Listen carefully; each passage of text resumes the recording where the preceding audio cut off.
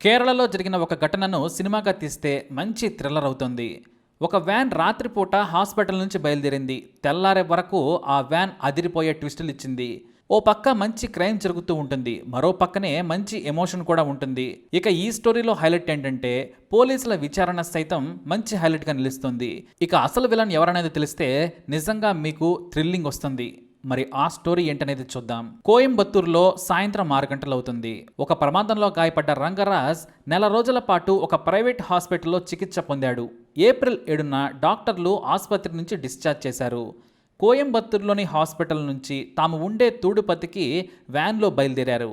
57 జ్యోతి మణి తన భర్త రంగరాజన్ను ఆసుపత్రికి నుంచి తీసుకెళ్తూ ఉన్నారు. ఆ వ్యాన్ తమ దగ్గరి బంధువైన రాజా అనే వ్యక్తిది. అతనే వ్యాన్ నడుపుతూ ఉన్నాడు. సరిగ్గా 8 గంటలకు హైవే ఎక్కింది వ్యాన్. కొంత దూరం వెళ్ళిన తర్వాత రోడ్డు పక్కన ఉన్న ఒక హోటల్లో భోజనం చేశారు. వ్యాన్లో ఉన్న రంగరాజన్కు ఒక రొట్టెను తినిపించింది జ్యోతిమణి. మళ్లీ ప్రయాణం మొదలుపెట్టారు. మరో 2 గంటల ప్రయాణం తర్వాత వ్యాన్ను ఒక పెట్రోల్ బంక్ దగ్గర ఆపాడు రాజా. రంగరాజును ఇద్దరు కూడా మూత్రం పోయించారు. మళ్లీ వ్యాన్లో జాగ్రత్తగా పడుకోబెట్టి తీసుకెళ్తున్నారు. మళ్లీ హైవేపై వ్యాన్లో ప్రయాణం మొదలైంది. వెనుక రంగరాజన్ను పడుకోబెట్టారు. తన పక్కనే కూర్చున్న భార్య జ్యోతిమణి చేయి పట్టుకున్నాడు రంగరాజ్. ఆమె కూడా భర్త చేయిని పట్టుకుని కన్నీళ్లు పెట్టుకుంది.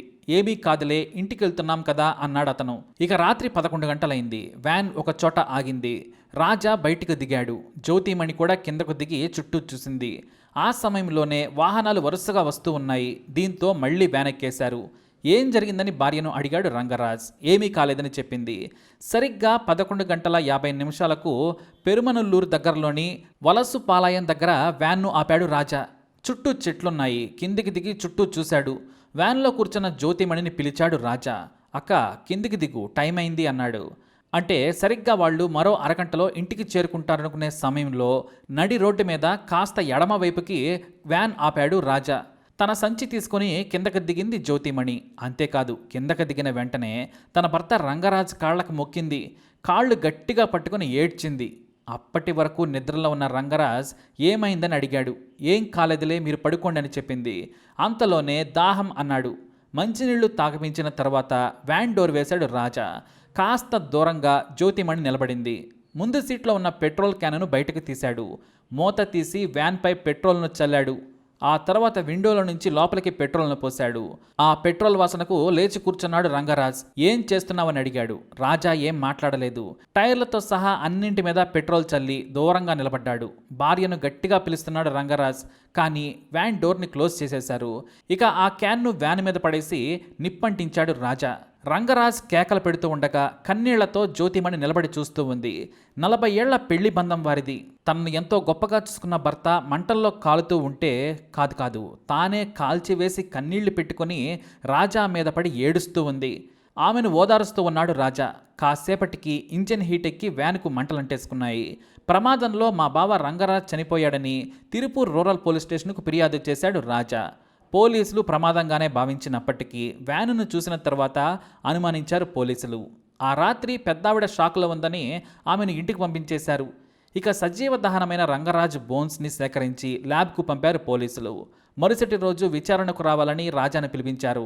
ఎంక్వైరీలో పొంతనలేని సమాధానాలు చెప్పాడు రాజా. ఒకసారి హీట్ కారణంగా వ్యాన్ తగలబడిందని చెప్పాడు. మరి వ్యాన్ మొత్తం ఎందుకు కాలిపోయిందంటే తన సీటు పక్కన మద్యం సీసా ఉందని చెప్పాడు. వ్యాన్కు మంటలు అంటుకునే సమయంలో రంగరాజ్ను ఎందుకు కాపాడలేకపోయారు, ఆయన నడుస్తున్నారు కదా అంటే భయంతో పారిపోయానని చెప్పాడు.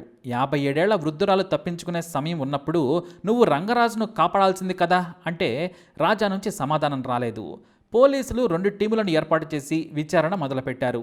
ఒక టీం ఆసుపత్రి నుంచి వ్యాన్ చేరుకునే వరకు ఎక్కడ సీసీ కెమెరాలున్నా సరే అన్ని చోట్ల 4 రోజులు కష్టపడి ఫుటేజ్ను సంపాదించారు. అక్కడే క్యాన్లో 10 లీటర్ల పెట్రోల్ కొన్నట్లు పెట్రోల్ బంకు సీసీ కెమెరాలో ఫుటేజ్ని స్వాధీనం చేసుకున్నారు. వ్యాన్ కాలిపోవడానికి పెట్రోల్ కొనడానికి మధ్య గంట సమయం తేడా ఉంది. పెట్రోల్ కొన్నట్లుగా ఫుటేజీని చూపించి మీరే రంగరాజన్ను వ్యాన్లో సజీవ దహనం చేశారు, కారణం ఏంటి అని తమదైన శైలిలో విచారించడంతో రాజా అసలు విషయం చెప్పుకొచ్చాడు.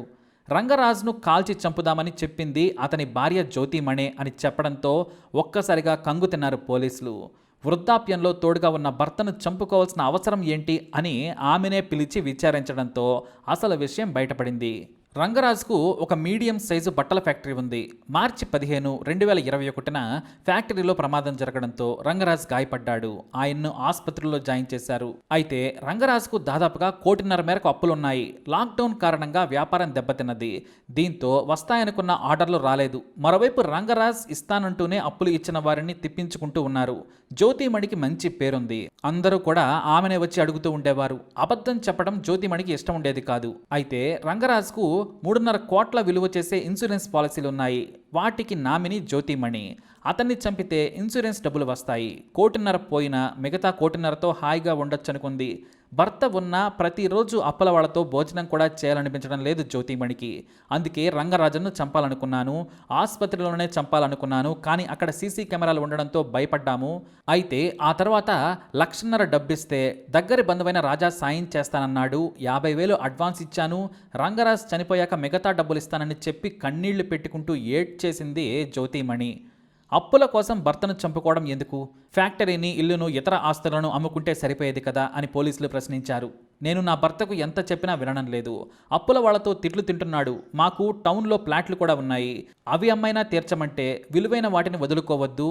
2-3 ఆర్డర్లు వస్తే అప్పులు మొత్తం పోతాయని చెప్పేవాడని జ్యోతిమణి చెప్పుకొచ్చింది. ఏదేమైనా రాంగ్ స్టెప్ వేశావని జ్యోతిమణికి చీవాట్లు పెట్టారు పోలీసు అధికారులు.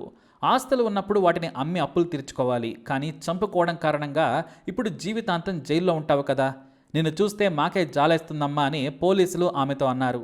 తమ ఆవేదనను కూడా పోలీసులు పంచుకున్నారు. అయితే రాజా పలుమార్లు హత్య చేయొద్దని జ్యోతిమణికి సర్ది చెప్పినా ఆమె చేయాల్సిందేనని ఒత్తిడి చేసిందట. నేను అప్పుల వాళ్ళతో బ్రతకలేను, ఇలా రోజు తిట్లు తినే కంటే నాకు చావు వచ్చినా పర్వాలేదని చెప్పిందట జ్యోతిమణి. కానీ ఒక తప్పుడు నిర్ణయం తీసుకొని పేద వ్యక్తి అయిన రాజాను కూడా జైలు పాలు చేసింది జ్యోతిమణి. అక్క అని పిలిచినందుకే కాదు, ఆమె పలుమార్లు అతనికి సాయం చేసింది.